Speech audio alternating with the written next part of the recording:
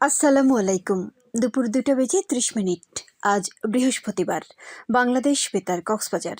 স্থানীয় খবরে স্বাগত জানাচ্ছি শামীম আক্তার। আসন্ন ত্রয়োদশ জাতীয় সংসদ নির্বাচনে প্রতিদ্বন্দ্বী প্রার্থীর সংখ্যা চূড়ান্ত করেছে নির্বাচন কমিশন। সারা দেশে 298টি নির্বাচনী এলাকায় মোট 1981 জন প্রার্থী চূড়ান্তভাবে ভোটের লড়াই নামছেন। এর মধ্যে নিবন্ধিত 51টি রাজনৈতিক দলের মনোনীত প্রার্থী 1732 জন এবং স্বতন্ত্র প্রার্থী হিসেবে রয়েছেন 249 জন।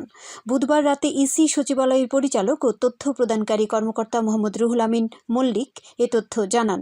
ইসির তথ্য অনুযায়ী এবারের নির্বাচনে সর্বোচ্চ 288টি আসনে প্রার্থী দিয়েছে বাংলাদেশ জাতীয়তাবাদী দল বিএনপি। এছাড়া ইসলামী আন্দোলন বাংলাদেশে 253টি আসনে এবং বাংলাদেশ জামায়াতে ইসলামী 224টি আসনে প্রতিদ্বন্দ্বিতা করছে। অন্যান্য রাজনৈতিক দলের মধ্যে জাতীয় পার্টি 192টি, গণ অধিকার পরিষদ 90টি, বাংলাদেশ খেলাফত মজলিস 34টি, জাতীয় নাগরিক পার্টি এনসিপি 32টি এবং আমার বাংলাদেশ পার্টি এবি পার্টি 30টি আসনে তাদের প্রার্থী দিয়েছে। আগামী 12ই ফেব্রুয়ারি সকাল 7:30 থেকে বিকেল 4:30 পর্যন্ত 300 সংসদীয় আসনে বিরতিহীনভাবে ভোট গ্রহণ অনুষ্ঠিত হবে।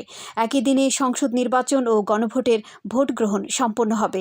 স্বচ্ছ ব্যালট বাক্সে ব্যালট পেপারের মাধ্যমে এই ভোট গ্রহণ অনুষ্ঠিত হবে। কক্সবাজারের বীর মুক্তিযোদ্ধা এস.এম. নুরুল হক বীর প্রতীক মারা গেছেন। ইন্না লিল্লাহি ওয়া ইন্না ইলাইহি রাজিউন।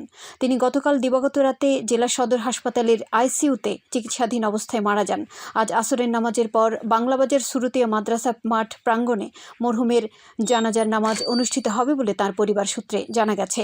বীর মুক্তিযোদ্ধা এস.এম. নুরুল হক বীর প্রতীক পাকিস্তানের সারগোদা বিমান ঘাঁটিতে কর্মরত ছিলেন। পরে জীবনের ঝুঁকি নিয়ে দেশ রক্ষায় মুক্তিযুদ্ধে ঝাঁপিয়ে পড়েন তিনি। 1977 সালে তিনি বিমান বাহিনীর চাকরি থেকে অবসর নেন। তার বাড়ি কক্সবাজার সদরের ঝিলংচা ইউনিয়নের বাংলাবাজার মুক্তারকুল গ্রামে। মৃত্যুকালে তিনি পরিবারসহ অসংখ্য গুণগ্রাহী রেখে গেছেন। মাশরুমের গুরুত্ব ও উৎপাদন কৌশল নিয়ে কক্সবাজারের সাধারণ চাষিদের দিনব্যাপী প্রশিক্ষণ অনুষ্ঠিত হয়েছে। গতকাল ঝিলংচা হর্টিকালচার সেন্টারের হলরুমে মাশরুম চাষ সম্প্রসারণের মাধ্যমে পুষ্টি উন্নয়ন ও দারিদ্র্য হ্রাসকরণ প্রকল্পের আওতায় এ প্রশিক্ষণ অনুষ্ঠিত হয়। এতে প্রধান অতিথি ছিলেন কৃষি সম্প্রসারণ অধিদপ্তরের উপপরিচালক ডক্টর বিমল কুমার প্রামাণিক। প্রধান অতিথির বক্তব্যে তিনি বলেন, মাশরুম একটি পুষ্টিকর সবজি।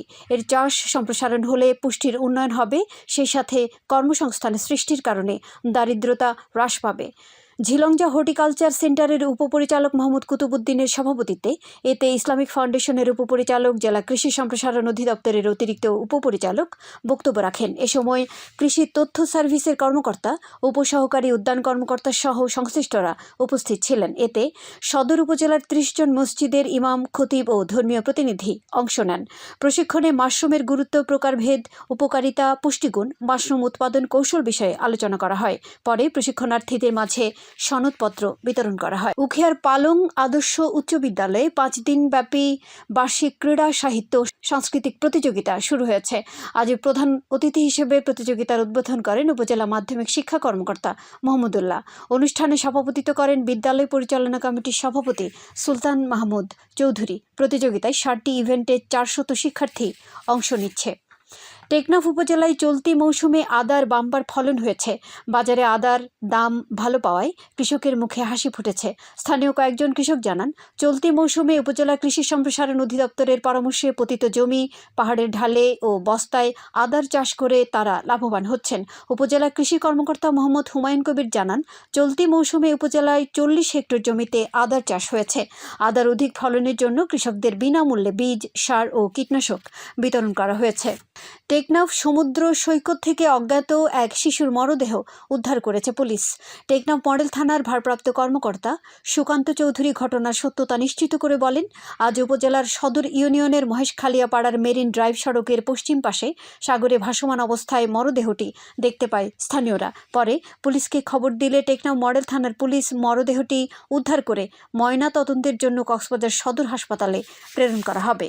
আবহাওয়া আগামীকাল দুপুর 12টা পর্যন্ত 24 ঘন্টার পূর্বাভাসে বলা হয়েছে আকাশ অস্থায়ীভাবে আংশিক মেঘলা সহ আবহাওয়া প্রধানত শুষ্ক থাকতে পারে। সেই সাথে মধ্যরাত থেকে সকাল পর্যন্ত হালকা থেকে মাঝারি ধরনের কুয়াশা পড়তে পারে। কক্সবাজার সমুদ্র বন্দরের জন্য কোনো সংকেত নেই। আগামী 24 ঘন্টায় দিন ও রাতের তাপমাত্রা সামান্য হ্রাস পেতে পারে। আজ সূর্যাস্ত যাবে সন্ধ্যা 5টা 35 মিনিটে। আগামীকাল সূর্যোদয় হবে ভোর 6টা 32 মিনিটে।